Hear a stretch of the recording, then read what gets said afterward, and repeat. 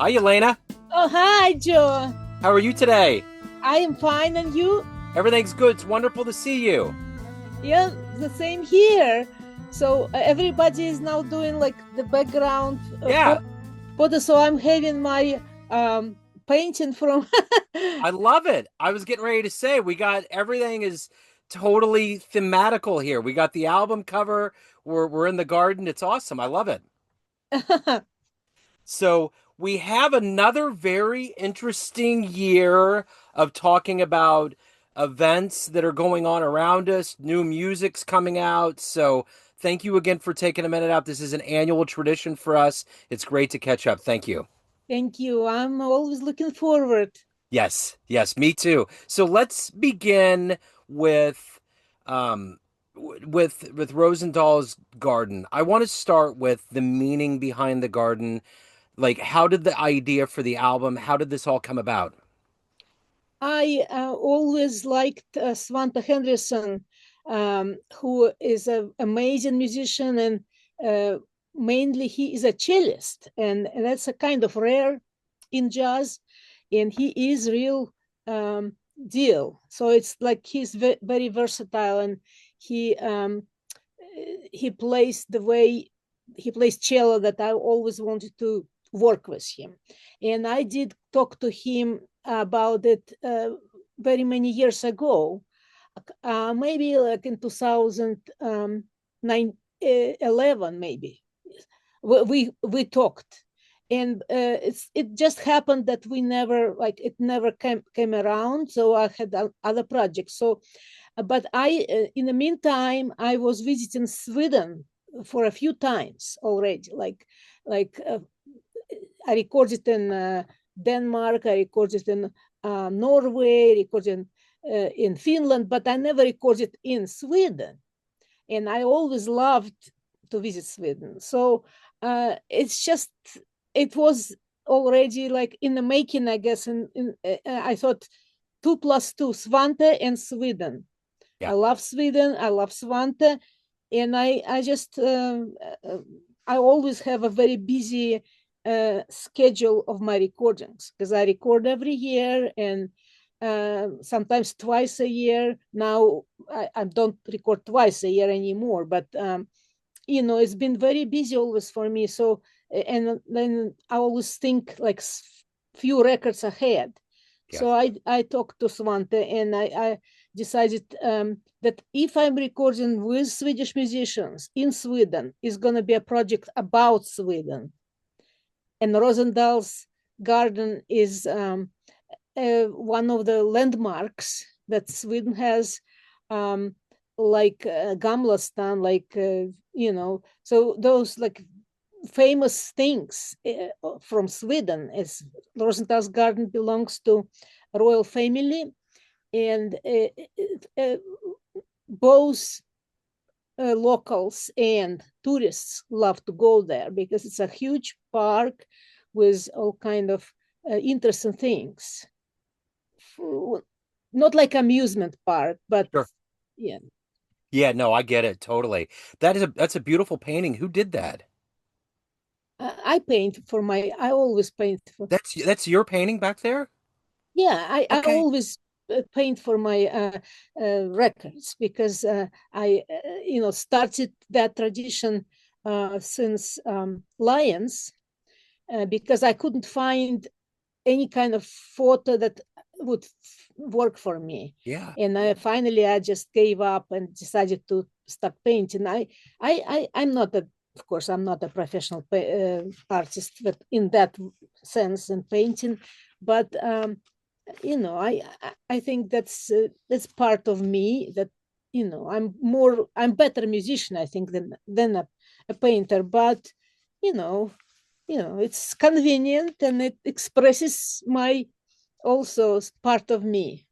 I love it. It has such a Van Gogh feel to it, like an impressionistic feel. I love it.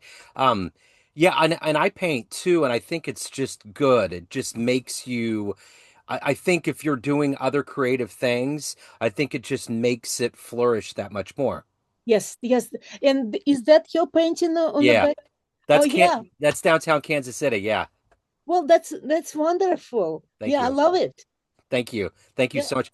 So I'm curious, what on this project, I know it's specific to where you were at, but every time you go into a new project, your yearly album, how do you go about picking all of the musicians that are going to be on the album? What goes through that process? yeah. Um, it's all like comes together. It's like if I write for a story or for the tracks or the concept of the project and the painting, the musicians, the music, it's almost like it's hard to say what's first, what's originating. It's almost like uh, ideas and the musicians who are performing on the project is almost like all interconnected. Like I said, well, Sweden, that I thought because I'm recording with Svante and Svante recommended Morgan Agren, who is a fantastic drummer. So it was immediately I thought, well, I love those landmarks that I visited, and the concept, but sometimes the concept comes a kind of first, and or maybe I already had this idea, and then I'm thinking who would be a better choice for the band, and that also happens, but I always like it matters for me.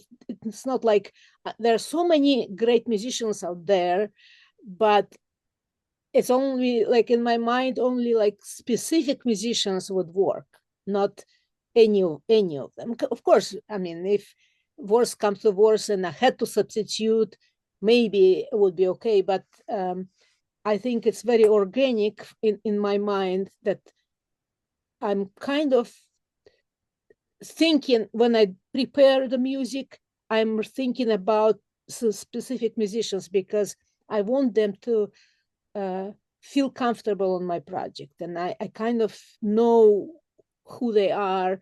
And that's why I'm able to provide some kind of framework that they would be comfortable with. So the last time we spoke was about the album Scenes from the Dark Ages, and I feel like in America, and you coming from Russia, you understand that level of political and social strife that's a part of that environment. We're feeling a lot of that in America with immigration, with war, with Yeah, things that are just very stressful. Are you yeah. thinking about that now in your creative process of making music, paintings, performing live, recording albums? Is this something that you're thinking about giving people a level of not necessarily escape, but comfort during this very trying American time? Yeah, well, I kind of already told you many times that I try to stay away from all that terrible, you know, those terrible things that happen in the world, and they always happen, Yeah. one thing or another, and it's like I cannot help.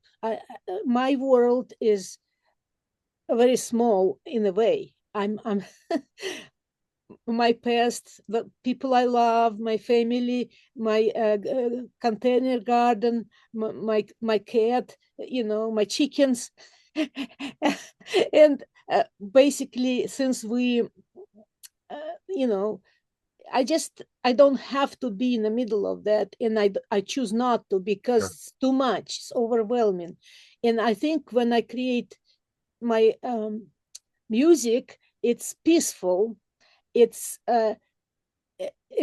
humane. Eh, Yeah. I love people, I love nature, and I think it shines through because it should.